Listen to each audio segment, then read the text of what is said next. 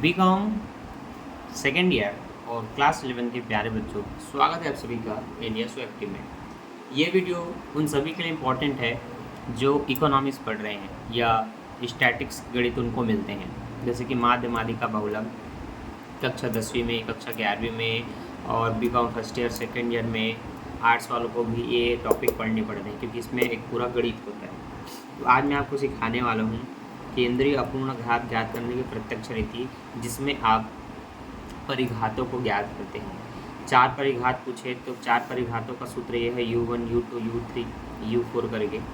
यहाँ पर आपको ध्यान रखना है, बस एक सिंपल सा इस तरह से क्वेश्चन दिया जाएगा, जैसे कि x का मान दिया है 2 4 6 8, इसकी प्रथम 4 परिघात ज्ञात कीजिए। इसके लिए आपको 1 2 3 4 5 कॉलम बनाने होते हैं। कितने कॉलम? 5 कॉलम बनाने होते हैं, याद रखना है। और बस ध्यान से 2 मिनट इस वीडियो को देखना है और पूरा का पूरा ये टॉपिक सीख करके आप जाएंगे। एग्ज़ाम में अगर आपका क्वेश्चन ये आता है तो आपके 15 नंबर कहीं नहीं गए, सेमेस्टर में कम से कम 8 नंबर के होते हैं। तो देखो, सबसे पहला कॉलम होता है ये जो x का मान दिया गया है उनका, जो कि 2 4 6 8 है। देखो लाइन से x का नाम दे करके 2 4 6 8 लिख देना है, ठीक। अगला कॉलम कैसे बनता है? अगला कॉलम बनता है इनका औसत निकाल करके, इन्हीं में उस औसत की संख्या को घटा करके, ये इनका विचलन होता है। तो हम क्या करते हैं, सबसे पहले x को क्रम से लिखते हैं, फिर इनका टोटल करते हैं।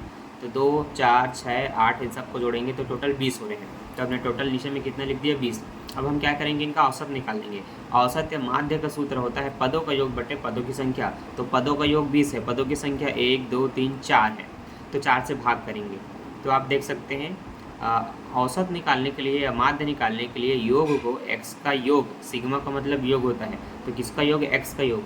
तो पदों का योग को पदों की संख्या 4 से विभाजित किया गया तो 5 आया। कितना आया? 5। इस विभाजित संख्या से क्या किया गया? इनको भाग दिया गया। इस वीडियो को मैं थोड़ा सा जूम कर लेता हूँ ताकि आपको और बेटर दिख सके। तो आप ध्यान से देखेंगे, हमने जो ये 5 निकाला था पदों की संख्या से भाग दे करके, तो इसी को भी इन सब में घटाएंगे तो ये आपका x माइनस ये निकल जाएगा। इसको विचलन कहते हैं। तो 2 में इस 5 को घटाना है, तो 2 में 5 जाएगा बच्चों, -3 आएगा। 4 में 5 घटाएंगे तो -1 आएगा। 6 में 5 घटाएंगे तो +1 आएगा। 8 में 5 घटाएंगे तो 3 आएगा। इस तरह से आपका दूसरा कॉलम बन गया। अब जो तीसरा कॉलम होता है वो इनका स्क्वायर होता है, इनका वर्गमूल होता है।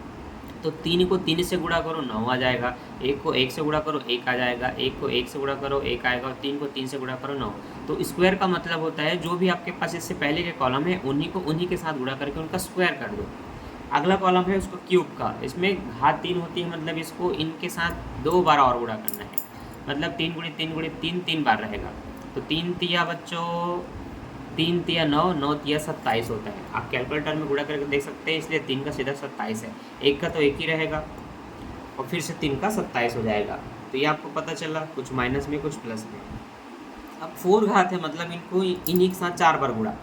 तो 3 तिया 9, 9 तिया 27, 27 तिया 81, इसलिए 3 का सीधा 81, 1 का 1, 1 का 1 और फिर 3 से 3 का 81 हुआ।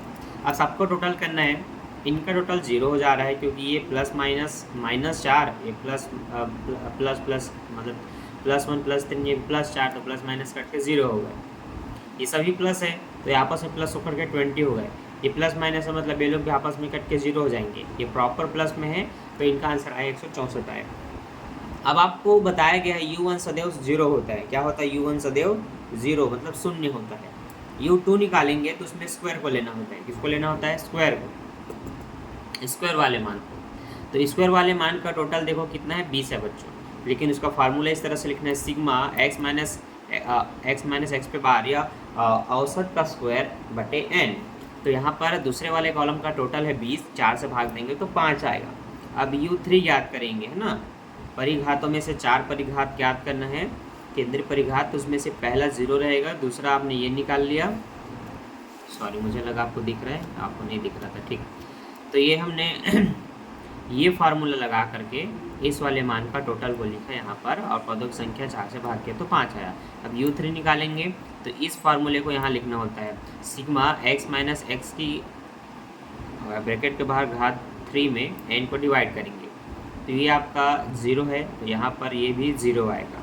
अब जो चौथा है उसमें 164 को लेंगे, तो सिग्मा करके उसी x माइनस औसत के घात 4 को जो हमने जमाया उसको यहाँ लिखेंगे बटे n।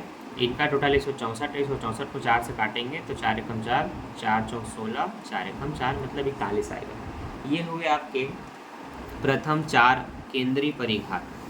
तो इस तरह से जब प्रथम 4 केंद्रीय परिघातों की गणना करने को बोलिए तो दिए गए कॉलम से पहला कॉलम बनाना, उनका टोटल करना, उनकी संख्या से डिवाइड करना। अब ये 1 2 3 4 थे तो 4 से भाग दिए हैं। अगर ये टोटल 5 होते तो 5 से भाग देते, अगर ये 10 होता तो नीचे में 10 से भाग देते। ये आपको बस पता होना चाहिए, बाकी इसमें गलती कुछ नहीं होता। तो वीडियो इन्फॉर्मेटिव लगी हो, आपने सीखा तो वीडियो को लाइक कर देना और दोस्तों के साथ शेयर कर देना। वीक के लिए बाय, थैंक्स फॉर वॉचिंग।